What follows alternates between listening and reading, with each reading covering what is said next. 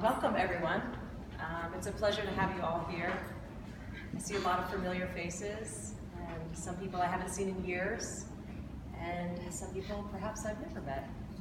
I stand here before all of you with these pieces behind me.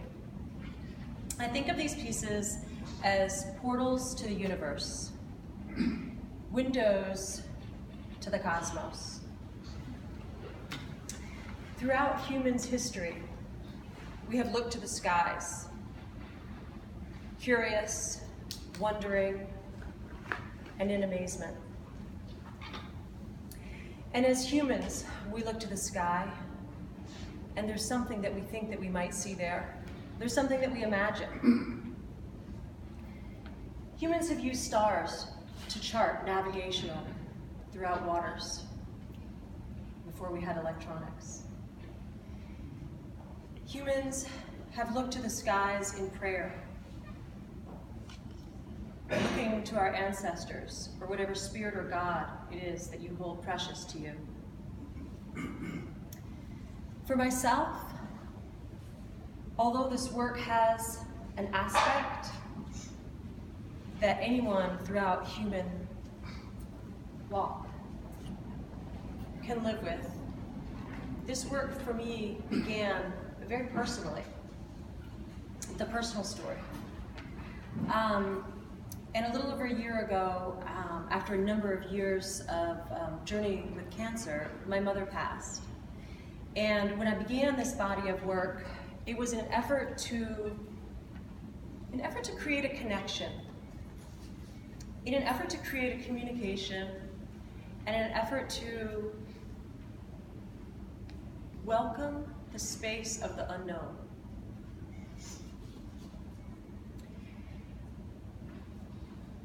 And when this work first began, it really was out of a space to allow my heart to just be where my heart was.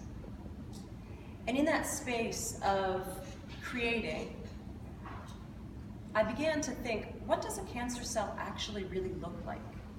We know it as a word, we know it as an entity almost, but what does it actually look like?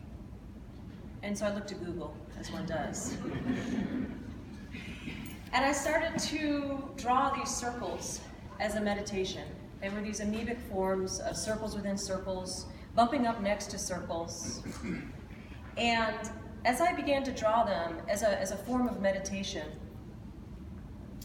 I thought about the Dalai Lama and how the Dalai Lama would say, when you're in that space of creating, where time lapses, where perhaps you're a scientist and you're studying, or perhaps you're an artist and you're creating, and there is this gap of time that occurs. That's the highest form of meditation. When you're in that space that time has no existence. When you're in that space of creating, in such a sense that there is something that's flowing through you, but you're not controlling it, you're not forcing it, allowing that space, allowing that presence, perhaps something greater than my own two hands. So as I would sit and draw these circles as a form of meditation, of connection, of creation, my mother's words oftentimes came to me. And she would always say, don't do it if it doesn't make you happy. Do what you love. Do what you love.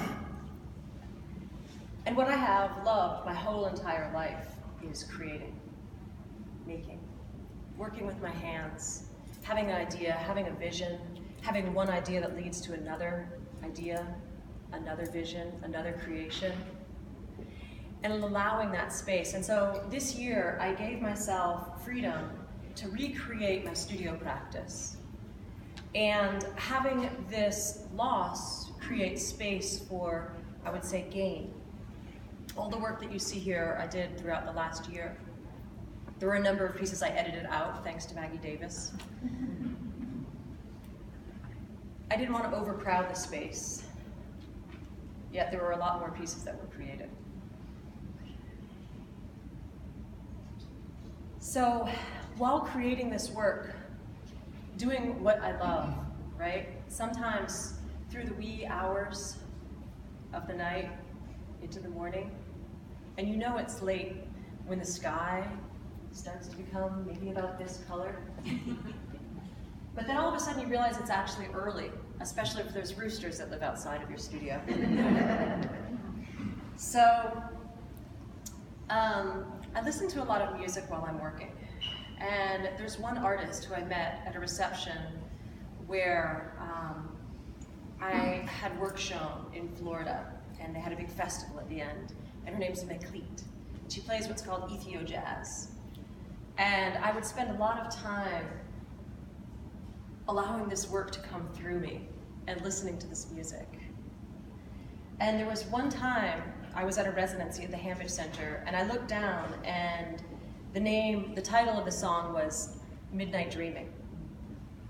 So I lovingly started to title this practice. Not so much, there isn't actually a piece in the room. You know, Jerry Cullum came and he said, where's the piece called Midnight Dreaming?